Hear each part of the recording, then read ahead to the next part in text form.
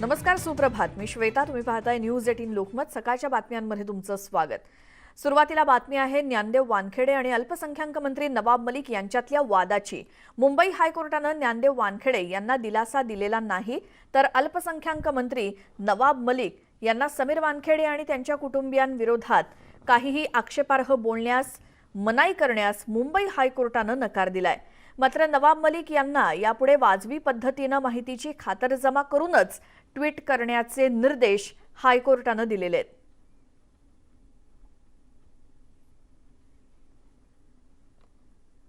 आज युक्तिवादासाठी मॅटर नाही होता. जो मॅटर होता फक्त ऑर्डरसाठी रिझर्व केलेला होता. ते आमचे जे ॲडेंट्रीम जे रिलीफ होता त्याच्यावर होता. कोर्टाने त्याच्यावर आदेश दिलेला आहे. कोर्टाने असं म्हटलं की ॲट दिस स्टेज जे आहे आम्ही ते जे तुमची जी मागणी आहे ते आम्ही देऊ शकत नाही आहे. आणि पण कोर्टाने असंही म्हणलेलं आहे की ह्यापुढे जेही स्टेटमेंट त्यांना करायचं असेल नवाब मलिकला पब्लिक डोमेनमध्ये त्यांनी विदाऊट व्हेरिफिकेशन रिजनेबल व्हेरिफिकेशन ते करू शकत नाही. ते मॅटर अजून पेंडिंग आहे. ते मॅटर तर चालणार, ते कोर्टापुढे चालणार आहे. दरम्यान हायकोर्टाच्या निकालावर अल्पसंख्याक मंत्री नवाब मलिकांनी काय प्रतिक्रिया दिली ऐकूयात.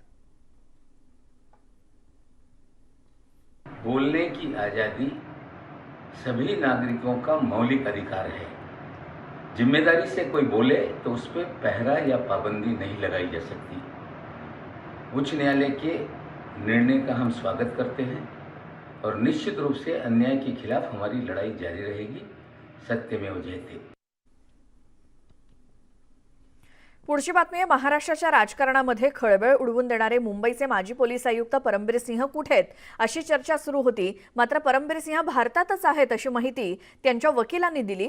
त्याचसोबत परमबीर सिंह महाराष्ट्रामध्ये आल्यास त्यांच्या जीवाला धोका आहे अशी देखील माहिती त्यांच्या वकिलांनी दिली. आता पुढची सुनावणी 6 डिसेंबरला होणार आहे. तर परमबीर सिंह यांना अटक न करण्याचे आदेश कोर्टानं दिल्यामुळे त्यांना एक प्रकारे दिलासाच मिळालाय.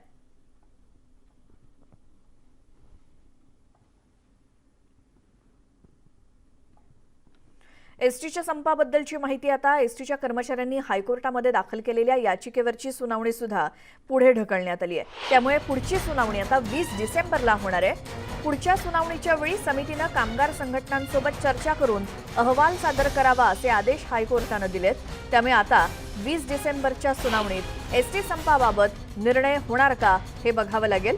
तर दुसरीकडे गेले 3 आठवडे चिघळत चाललेल्या एसटीच्या कर्मचाऱ्यांच्या संपावर तोडगा काढण्यासाठी शरद पवार यांच्या कार्यालयात उपमुख्यमंत्री अजित पवार आणि परिवहन मंत्री अनिल परब यांच्यामध्ये बैठक झाली आणि यावेळी विलिनीकरणासोबतच एसटी कामगारांच्या पगाराबाबत सुद्धा चर्चा झाली.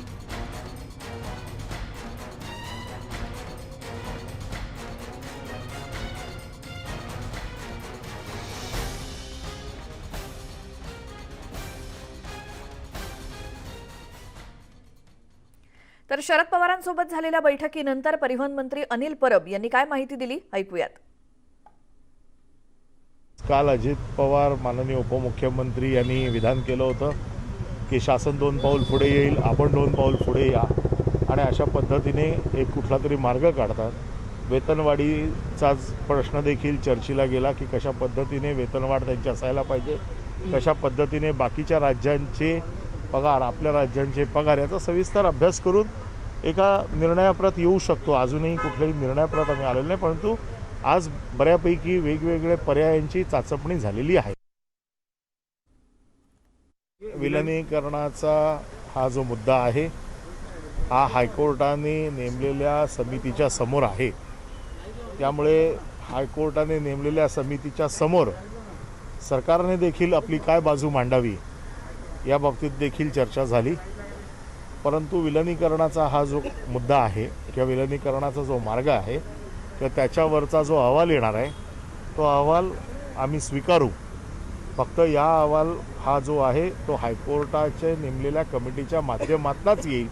त्यामुळे विलिनीकरणाचा जो काही विषय आहे हा हायकोर्टाने नेमलेल्या कमिटीच्या माध्यमातून येईल. तर एसटी महामंडळाच्या वकील पिंकी भन्साळी यांनी सुद्धा यावरती प्रतिक्रिया दिली आहे. एसटीच्या संपामुळे सर्वसामान्यांना त्रास होतोय. 37 कोटींचं आर्थिक नुकसान आतापर्यंत झाल्याचं त्यांनी म्हटलंय. अर्बन एरियाज जे आहेत तिकडे त्यांना जाण्यासाठी एस टी महामंडळची बसेसशिवाय आणखीन काही पर्यायच नाही आहे. आणि बाकी ग्राउंड लेवल्स जे आहेत, कोणी मयत झालं आहे, कोणाचे आजारी आहे, तर त्यांना यायला जायला एस टी महामंडळची बसेस ही एकमात्र ऑप्शन आहे ट्रान्सपोर्टेशनची. म्हणून त्यांना काहीतरी आम्ही निर्देशन मागितले कोर्टाकडून की ही जे FIRs आहेत, जे काही एम्प्लॉईज आहेत जे कामावर जायचा प्रयत्न करत आहेत, त्यांना ते लोक जे संप करणाऱ्या बसले आहेत ते जायला देत नाही आहे म्हणून अशी 2 FIRs आम्ही कोर्टाच्या निर्देशनात आणली, ॲफिडेव्हिट फाईल केला आहे. आणि त्याप्रमाणे कोर्टाने आम्हाला आता डिरेक्शन दिली आहे, पोलिसला डिरेक्शन दिली आहे की असे कोणी अडचण लावली वगैरे तर त्यांच्यावर FIR व्हायला पाहिजे, इमिजिएटली कारवाई व्हायला पाहिजे. अर्धनग्न अवस्थेमध्ये बसून आपल्या व्यथा मांडत असताना एसटीच्या संपकऱ्यांनी नेमकं काय म्हटलंय तेही ऐकूयात. प्रशासन बोलतंय कुणाशी बोलावं आणि काय कुणासोबत चर्चा करू म्हणून आम्ही आज हे 13व्या दिवशी पत्रकार परिषद घेऊन असं बोलतो की आमचे महाराष्ट्रामध्ये 250 डेपो आहेत. 250 डेपोमधून प्रत्येक डेपोमधून 1-2 माणसं घेतली ना तर आम्ही डायरेक्ट शासनासोबत चर्चा करायला तयार आहेत. शासनाने वेळ द्यावा, तारीख ठरवावी आणि कर्मचाऱ्याला बोलावं. ह्याच्यामध्ये कुठली संघटना, कुठला पक्ष आणि कुठलाही विरोधी पक्ष किंवा कुठलं काही येणार नाही. फक्त सरकार आणि कर्मचारी यांच्यासोबत चर्चा करण्यासाठी आम्ही तयार आहोत. केंद्रीय मंत्री नारायण राणे यांनी देखील एसटीच्या संपाबाबत प्रतिक्रिया दिली. राज्य सरकार आंदोलकांना खेळवत असल्याचा आरोप नारायण राणेंनी केला. ऐकूयात. 15 दिवस संप आणि ST कर्मचाऱ्यांनी जवळपास 40 लोकांनी आत्महत्या केलेली आहे. भयावह परिस्थिती त्या सगळ्यांच्या घरी आहे. असं असताना राज्य सरकार ज्या प्रकारे खेळवत आहेत की या प्रश्नाकडे दुर्लक्ष करतायत, त्यांच्या जीवन मरणाचा प्रश्न आहे ST कर्मचाऱ्यांचा. असं असताना गांभीर्याने घेत नसताना केंद्र सरकारने सरळ याला महाराष्ट्र सरकारला डायरेक्टिव्ह द्यावेत की हा प्रश्न त्वरित मिटवा, अन्यथा राज्यपालांकडे आम्ही हे अधिकार देऊ. पुढची बातमी पाहूयात. विधान परिषदेच्या नागपूर जिल्हा स्थानिक स्वराज्य संस्थांच्या निवडणुकीसाठी भाजपचे नेते चंद्रशेखर बावनकुळेंनी उमेदवारी अर्ज दाखल केला आणि बावनकुळेंचं विधानसभा निवडणुकीमध्ये तिकीट कापल्यामुळे भाजपला फटका बसला होता आणि आता बावनकुळेंचं पुन्हा एकदा राजकीय पुनर्वसन करण्यात आलंय. त्याचवेळी विनोद तावडेंना सुद्धा मोठी जबाबदारी देत भाजपनं त्यांना सक्रिय केलंय. भाजपकडून बावनकुळेंचं राजकीय पुनर्वसन. विनोद तावडे ही 2 वर्षांनंतर पुन्हा सक्रिय. नाराजी दूर करण्याचा भाजपचा प्रयत्न. माजी ऊर्जा मंत्री असलेल्या चंद्रशेखर बावनकुळेंनी विधान परिषद निवडणुकीत शक्ती प्रदर्शन करत आपला उमेदवारी अर्ज दाखल केला. यावेळी केंद्रीय मंत्री नितीन गडकरी आणि विधानसभेचे विरोधी पक्षनेते देवेंद्र फडणवीसही उपस्थित होते. गेल्या विधानसभा निवडणुकीत बावनकुळे यांचं ऐन वेळेला तिकीट कापण्यात आलेलं होतं. त्यामुळे ओबीसी समाजाच्या नाराजीचा फटका बसून विदर्भात भाजपच्या जागा घटल्या होत्या. अखेर ही नाराजी काही प्रमाणात कमी करण्यासाठी भाजपनं बावनकुळेंना विधान परिषदेची उमेदवारी दिली. त्यामुळे एक प्रकारे पक्षानं त्यांचं राजकीय पुनर्वसनच केल्याचं चित्र आहे. या निवडणुकीत आपला विजय नक्की होईल असा विश्वास बावनकुळे यांनी व्यक्त केला आहे. केंद्रीय पार्लमेंटरी बोर्ड यांनी आज मला उमेदवारी दिली आणि महाराष्ट्राच्या विधानमंडळामध्ये पुढच्या 6 वर्षाकरता महाराष्ट्राचे प्रश्न, विदर्भातले प्रश्न, नागपूरचे प्रश्न मांडण्याकरता एक संधी दिली आहे. निश्चितपणे माझा जो विश्वास पक्षाने व्यक्त केला तो सार्थक मी करेल आणि मी निवडणुकी जिंकेल. भाजपकडे निर्णायक 70 ते 75 मतांची आघाडी असल्यानं काँग्रेसकडून ही निवडणूक लढायला फारसं कोणी उत्सुक नव्हतं. अखेर काँग्रेसनं राजकीय खेळी करत भाजपचे नगरसेवक असलेल्या रवींद्र भोयर यांना पक्षात आयात करून घेतलं. रवींद्र भोयर हे संघाचं मुख्यालय असलेल्या रेशीमबाग प्रभागातले नगरसेवक होते. भाजप आणि संघ नेत्यांशी त्यांचे निकटचे संबंध असल्यानं त्याचा काही फायदा होतो का हे पाहणं महत्त्वाचं ठरणार आहे. वस्तुस्थिती आहे की भारतीय जनता पार्टीजवळ 60 मतं जास्त आहे. भारतीय जनता पार्टीचा उमेदवार 60 मतांनी पराभूत होईल एवढा विश्वास देतो. 14 तारखेला या शहरामध्ये परिवर्तनाचे नवीन वारे वाहतील. भाजपकडे निर्णायक आघाडी असली तरीही भाजप अत्यंत सावध पवित्र्यानं निवडणुकीला पुढे जात आहे. तर काँग्रेसही आपल्या आयात उमेदवाराच्या जोरावर विजयाचा दावा करतेय. गेल्या 2 वर्षामध्ये पक्षाचे महामंत्री म्हणून अतिशय चांगलं काम हे चंद्रशेखर बावनकुळेंनी केलं आणि मला असं वाटतं की आज त्या कामाची पावतीच त्यांना मिळालेली आहे आणि मला विश्वास आहे आमचे नेते माननीय नितीनजी गडकरी यांच्या मार्गदर्शनाखाली आम्ही एक अभूतपूर्व विजय हा या ठिकाणी प्राप्त करू. चंद्रशेखर बावनकुळे हे स्वायत्त संस्थेमध्ये त्या निवडणुकीचे फॉर्म भरायला निघाले. अशा वेळेला मी या ठिकाणी एवढंच सांगेन की भारतीय जनता पक्षाच्या पराभवाची नांदी ठरणार आहे निवडणुकीसाठी. या निवडणुकीच्या माध्यमातून बावनकुळेंचं राजकीय पुनर्वसन करण्याचा भाजपचा प्रयत्न आहे, तर गेल्या निवडणुकीत तिकीट नाकारलेल्या विनोद तावडे यांचीही राष्ट्रीय सरचिटणीसपदी निवड पक्षानं करत त्यांच्यावर मोठी जबाबदारी दिलेली आहे. त्यामुळे गेल्या 2 वर्षांपासून काहीसे आउट ऑफ फोकस गेलेले तावडे आता पुन्हा एकदा सक्रिय झालेले आहेत. जे दिलं जाईल ते काम करायचं आणि ते काम केलं तर तुमचं नक्की दखल घेतली जाते हे मात्र आजच्या माझ्या या उदाहरणावरनं कार्यकर्त्यांना अधिक स्पष्ट झालं. एकूणच गेल्या निवडणुकीत झालेल्या चुकांमुळे बसलेल्या फटक्याची तीव्रता कमी करण्याचा प्रयत्न भाजप करत असल्याचं या सगळ्या गोष्टींमधनं दिसून येत आहे. भाजपच्या या खेळीनं दुरावलेले मतदार पुन्हा जोडले जातात का याकडे आता सगळ्यांचं लक्ष लागलेलं आहे. नागपूरहून तुषार कोहळेसह bureau report, news 18 Lokmat. Kalyan Dombivli महानगरपालिका निवडणुकीपूर्वी शिवसेनेनं भाजपला धक्का दिलाय. भाजपच्या 3 विद्यमान नगरसेवकांनी शिवसेनेत प्रवेश केला. महेश पाटील, सायली विचारे आणि सुनीता पाटील यांच्यासह मनसेच्या पदाधिकाऱ्यांचा यात समावेश आहे. तसंच भाजपचे शेकडो पदाधिकारी आणि कार्यकर्ते पालकमंत्री एकनाथ शिंदे आणि खासदार श्रीकांत शिंदे यांच्या उपस्थितीत त्यांनी शिवसेनेत प्रवेश केला. याच संदर्भात ठाणे जिल्ह्याचे पालकमंत्री एकनाथ शिंदे यांच्याशी बातचीत केली आमचे प्रतिनिधी उदय जाधव यांनी. आपल्यासोबत पालकमंत्री एकनाथ शिंदे साहेब, ठाण्याचे शिंदे साहेब. भाजपला खिंडार पाडलेला आहे. आणखीन इतर पक्षातले काही नगरसेवक देखील पक्षप्रवेश करण्याची माहिती मिळते. किती पक्षप्रवेश करणार आहेत, कारण निवडणुका आता तोंडावरती आल्या? निवडणुका डोळ्यासमोर ठेवून शिवसेना कधीच काम करत नाही. महेश पाटील, सायली विचारे आणि सुनीता पाटील हे 3 नगरसेवक, विद्यमान नगरसेवक शिवसेनेमध्ये आज सामील झालेले आहेत. शिवसेना पक्षप्रमुख आणि मुख्यमंत्री महोदयांवर विश्वास ठेवून आज त्यांनी प्रवेश केला आहे आणि त्यांना माहीत आहे की शिवसेना त्या भागाचा विकास करायचा असेल तर शिवसेना पक्ष विकास करू शकतो आणि म्हणून त्या विश्वासाने ते शिवसेनेत प्रवेश केला आहे. आणि शिवसेना कल्याण डोंबिवलीमध्ये शिवसेनेचा गड आहे, त्याच्यामध्ये आणखी हे आल्यामुळे आणखी ताकद शिवसेनेची वाढलेली आहे. ठाणे जिल्ह्यात ऑपरेशन कमळला उद्ध्वस्त करत ऑपरेशन धनुष्यबाण मोठ्या प्रमाणात सक्रिय झालेलं पाहायला मिळतंय, त्यावरती काय? बाकी आम्ही कोण काय करतं त्याच्यावर लक्ष आमचं नसतं. आमचं लक्ष एवढंच आहे डेव्हलपमेंट आणि शिवसेना विकासाच्या बाजूने आहे आणि त्यामुळे ही सगळी मंडळी शिवसेनेमध्ये प्रवेश करतात. निवडणुकीपूर्वी शिवसेना आक्रमक झालेली पाहायला मिळते. विशेषतः खासदार श्रीकांत शिंदे सुद्धा अधिक आक्रमक झाले. त्यांच्या प्रयत्नातून हे 3 नगरसेवक आज पक्ष प्रवेश करतात. असं काय ही प्रोसेस आहे आणि याच्यामध्ये लोकांचा विश्वास शिवसेनेवर आहे आणि म्हणून ते येत आहेत. येणाऱ्या निवडणुकीमध्ये स्थानिक जे आपले येणाऱ्या निवडणुकीमध्ये कल्याण डोंबिवली महापालिकेवर शिवसेनेचा भगवा डौलाने पडते. शिवसेनेचा अजेंडा का असेल, रणनीती का असेल? डेव्हलपमेंट, विकास, याच्यावरच निवडणूक लढवणार. विकासाच्या मुद्द्यावर शिवसेना निवडणूक लढवते आणि लढवणार. धन्यवाद साहेब, न्यूज 18 लोकांशी बोलल्याबद्दल. व्हिडिओ जर्नलिस्ट रजनीश जाधव सह उदय जाधव, न्यूज 18 लोकमत, मुंबई.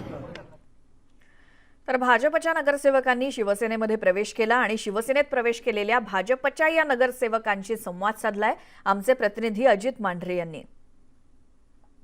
आपल्यासोबत 2 नगरसेवक आहेत. म्हणजे एका वाक्यात, सायली तर एका वाक्यात, शिवसेनेत प्रवेश करावा असं का वाटलं? खासदार श्रीकांत शिंदेचं जे काम सुरू आहे ग्रामीण पट्ट्यात किंवा शहरी पट्ट्यात, त्यांचा जो भाग आहे तिथे खूप जोरात डेव्हलपमेंट चालू आहे त्यांच्या आणि पालकमंत्री एकनाथजी शिंदे यांचं जे सर्वसमावेशक राजनीती आहे त्याच्यावरती प्रेरित होऊन आम्ही शिवसेनेत प्रवेश केला आहे. ताई, तुम्ही काय सांगाल? खासदार श्रीकांत शिंदे यांचं जे काम चालू आहे आमच्या प्रभागामध्ये त्याच्यानुसार आम्ही इथे प्रवेश केलेला आहे. नक्कीच. खरं तर निवडणूक आली की पक्षप्रवेश हा होतोच, पण या निवडणुकीत जास्त करून वेगवेगळ्या पक्षातील नगरसेवक जे आहेत ते एकमेकांच्या गळाला लावणं ही मोठी कसोटी आहे. त्यामुळे अनेक राजकीय पक्ष जे आहेत ते विविध नगरसेवकांच्या संपर्कात आहेत. सुरुवात शिवसेनेने केलेली आहे. इतर पक्ष नेमकं काय करतील याकडेही आता सर्वांचं लक्ष लागून आहे. व्हिडिओ जर्नलिस्ट समीरसह अजित मांढरे, न्यूज 18 लोकमत, मुंबई. नाशिकच्या सिन्नर औद्योगिक वसाहतीतल्या पंपावर पोलिसांनी छापा टाकला आणि पोलिसांनी टाकलेल्या या छाप्यामध्ये तब्बल 40,000 लिटर बोगस बायोडिझेल जप्त करण्यात आलंय. 20,000 लिटरचे 2 टँक आणि साहित्य जप्त करण्यात आलं. नाशिक ग्रामीण पोलीस दलाचे अधीक्षक सचिन पाटील यांच्या पथकानं ही कारवाई केली आहे.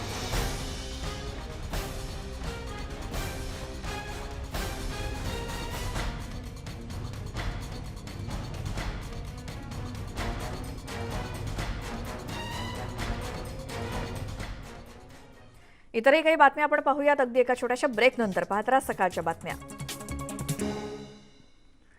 ब्रेक नंतर बुलेटिनमध्ये तुमचं स्वागत. आता पुढची बातमी आहे पुण्यातील डॉक्टर सलीम अली पक्षी अभयारण्य. हे तिथे आढळणाऱ्या देशी विदेशी पक्ष्यांसाठी ओळखलं जातं. मात्र गेल्या काही दिवसांपासून तिथे कुणीतरी राडारोडा आणि कचरा आणून टाकतंय. त्यामुळे या पक्षी अभयारण्यातील शेकडो पक्ष्यांचा अधिवासच धोक्यात आलाय.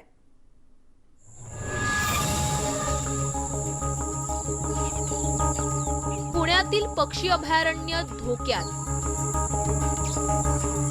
हे पक्षी अभयारण्य आहे की डम्पिंग ग्राउंड?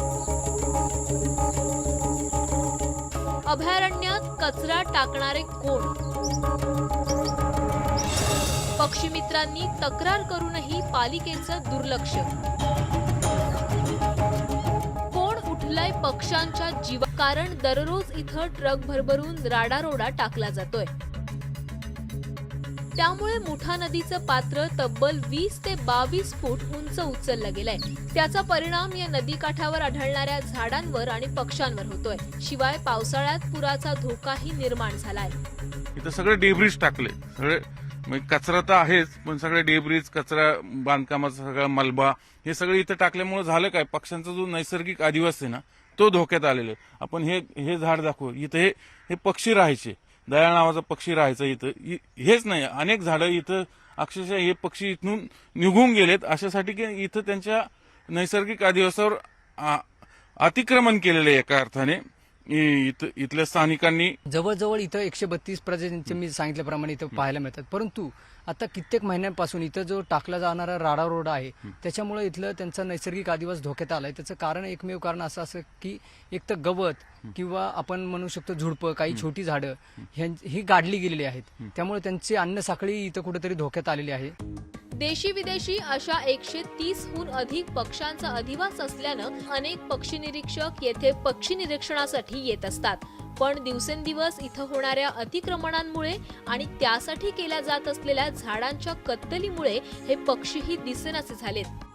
मोठ्या प्रमाणात आढळणाऱ्या पक्ष्यांमुळे उद्योजक वाडिया कुटुंबियांनी 70च्या दशकात ही जमीन पक्षी अभयारण्यासाठी महापालिकेला दान केली होती. पण पुणे महापालिकेला हा ठेवा जपता आलेला नाही. बिल्डरांकडून होणारी अतिक्रमणं आणि राडारोड्यासह कचराही इथं मोठ्या प्रमाणात टाकला जातोय. महापालिकेतील अधिकाऱ्यांकडून याकडे कानडोळा केला जातोय.